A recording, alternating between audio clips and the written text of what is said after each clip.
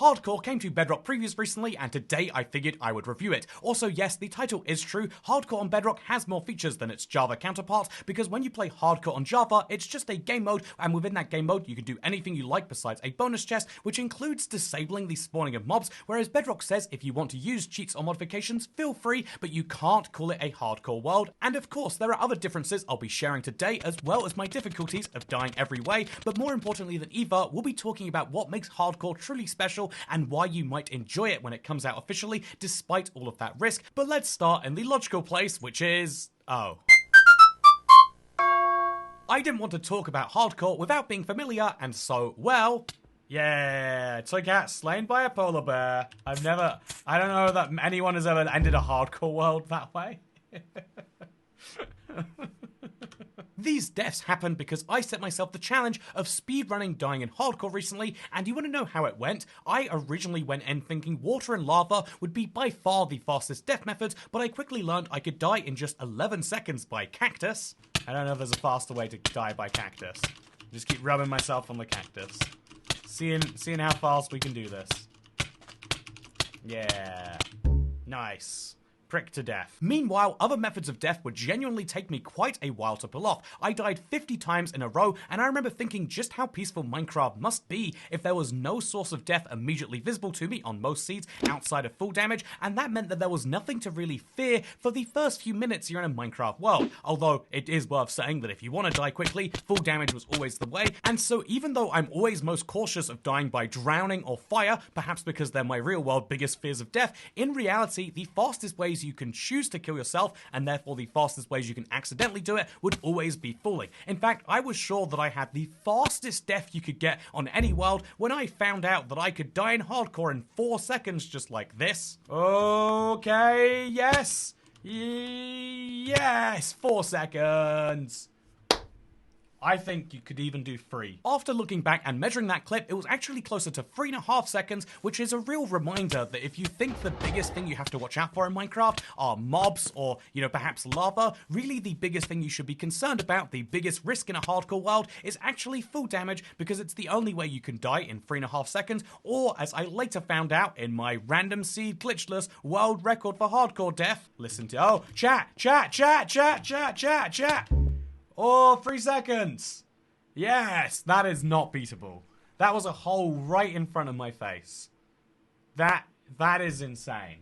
3 seconds is in fact possible. If you want to use the seed because you fear death or because you want to do it yourself, then here it is right now. I'll be honest, the number of my viewers who are looking for a seed on which they can die as fast as possible probably isn't that high. However, it is pretty cool that there's not just a giant T here, but also there's a big cave right next to spawn. When people say next to spawn, they can mean a lot of things as far away as thousands of blocks, but this is literally there, and you can jump straight in because of the water, and you can end up right here at Y minus 20, or if you want to go even deeper, Y minus 30, something that is actually pretty cool. This is an accidental seed Sunday now, I think, but yeah, this is a really, really great seed for lots of purposes, but also if you wanted to join a world and kill other people as quickly as possible, this allows you to make a small modification and remove the water, and then kill your friends as quickly as possible. None of my friends accepted the invite though, so I'm gonna have to simulate this using a villager. This is one of the fastest ways that you can kill someone, and so maybe it's good for that. Honestly, if you're looking for a seed for easy murder, then I worry about your overall state of well-being,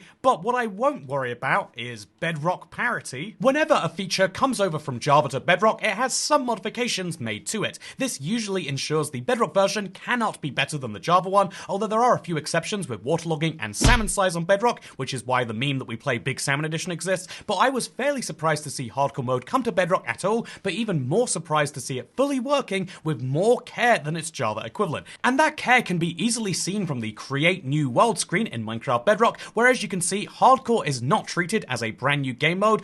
Instead, there is just survival and creative. Obviously, you can't play hardcore with creative, and if you do decide to play hardcore, it locks you into survival and locks you into hard difficulty. In other words, hardcore is a toggle which forces certain settings to be on. It kind of shows you that it is meant to be hardcore in that way, and this includes the only Java setting which is fully locked, the bonus chest, but also it includes a few other things which I can show you right now. So once you've got hardcore on, it has this fun message which lets you know why some settings are disabled. It's because you selected hardcore mode, and it specifically says you cannot have a bonus chest, and interestingly, they draw the line at also spawning with a blank map. This is a Minecraft console edition feature, and I don't know how I feel about that being excluded, but I guess you could argue if it makes Minecraft easier, it has no place in a hardcore world, and so you do in fact not have the ability to turn that on. You can still select your own siege, you can still turn certain other things off. I'm quite surprised by the actual selection of these you can have, and interestingly, you can see right here, you can make it harder for yourself too, but then when we go to cheats, you'll see that all cheats are disabled because you selected hardcore mode.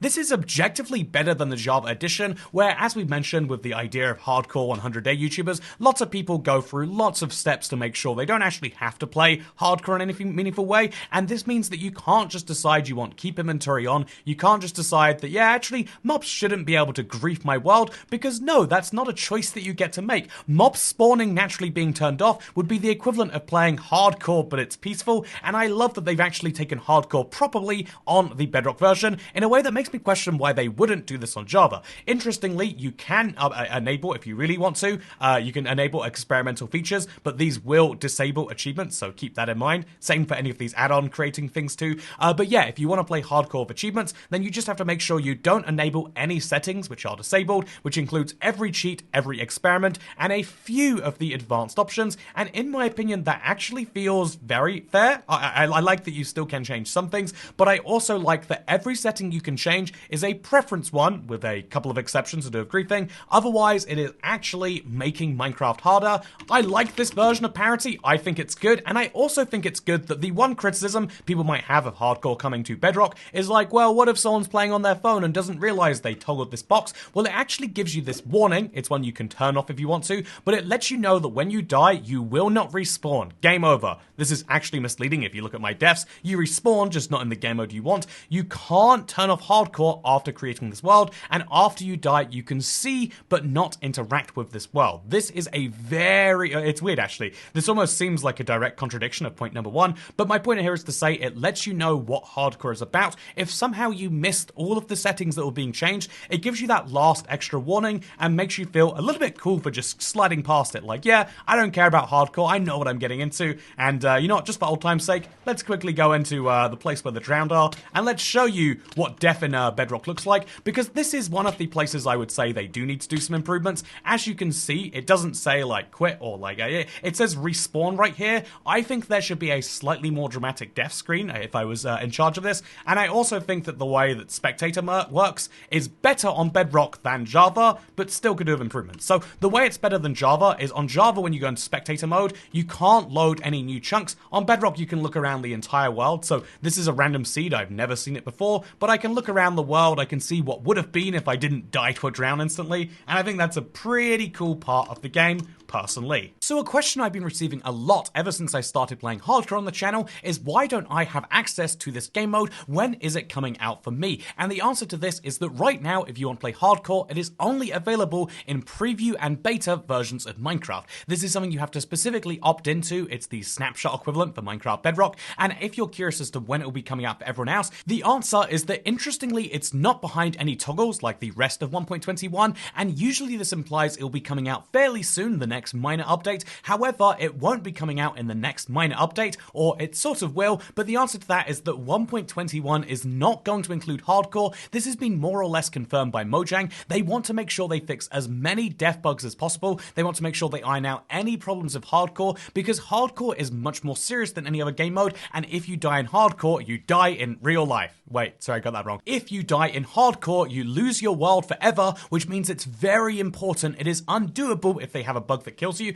and although there's always going to be some of those in Minecraft, every single one they eliminate is going to be some number of people who don't unfairly lose their world. And honestly, losing your world is such a big, bar for what happens when you die, that you might question, why would anyone play hardcore? And interestingly, I don't take the view of like, oh, hardcore is pointless because it's hard difficulty, but you lose your world, but instead I I take the view that hardcore is so much better than anyone who wants to experience the survival side of the game, and here's why. I had a subscriber recently ask me if they should start a hardcore world. They really liked the idea and they really wanted the progression and the hard challenge, but they also said that, well, they've never beaten the Ender Dragon anyway, so how do they expect to do it on hardcore difficulty? And this is the exact reason, the exact thing I want to share with you in this video, which is that if that describes you, then hardcore is actually probably perfect. The way you get better at Minecraft and the way you get better at anything generally is challenging yourself, and although hardcore sounds like an impossible challenge, hard difficulty, and you lose the world when you die, so you're really going to be stressing about it,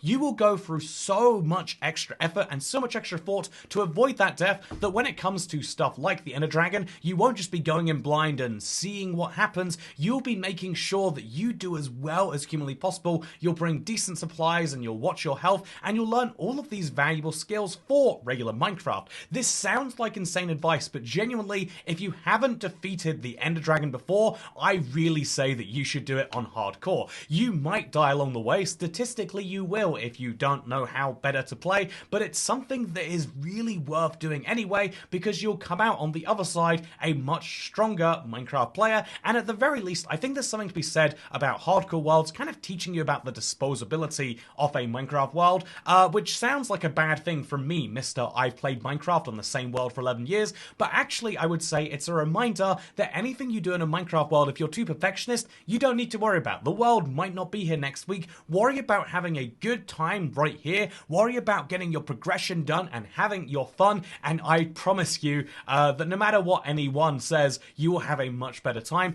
and that is why I would say start a hardcore world. The only times, to give you a kind of end review of my time with hardcore, the only times I would be hesitant for hardcore is if you've got a big group of friends and you want to start a hardcore world, and if one of you dies, you're either going to be leaving them out or you're going to be resetting the world if one of you does that. So I would say hardcore for multiplayer has its downsides, but for single player, if you want to add a whole new dimension of fun to a world, this is the way to do it. Obviously, there are still ways out, and honestly, this is something that I'm not too sure what I think, but if you look at the Minecraft right now, you can still duplicate any hardcore world, and if you want, you've kind of got backups going that way, but this is something that I think is inevitable with Minecraft. Even if they try to ban you from doing this, you could just back up your PC state. This is what many YouTubers do for their series, and so ultimately, hardcore is only as hardcore as you let it be, but I think by going in and telling the game, yeah, kill my world when I die, you will know that there is no hopping to creative just to get one thing, or jumping into peaceful just so you can heal faster, so that mobs go away. You are dealing with every challenge that comes your way, and I think that is the beautiful thing, and that is why hardcore is something you need to try. I've tried it, and it went kind of poorly, and then it went a little bit better. And it's funny because although I mentioned in my my speedrunning that obviously it was the full damage that I eventually learned was the best thing for killing yourself, that was what ended my first hardcore run. I was intending to go for 100 full days, and that is the thing that got me in the end. But right now I am continuing another run of that, and come check out the hardcore series if you want to see my exact challenge through the same thing. I want a mace. I want to kill all of the bosses with that mace, including the Wither, Minecraft's hardest challenge, and you can follow me along the journey on my live streams at youtube.com/toycat/live, or you can subscribe with notifications or whatever it is you do to channels you like. For now though, thank you for watching this video. Congratulations on making it through without dying, but at this point, we're going to put you in spectator mode anyway. Goodbye.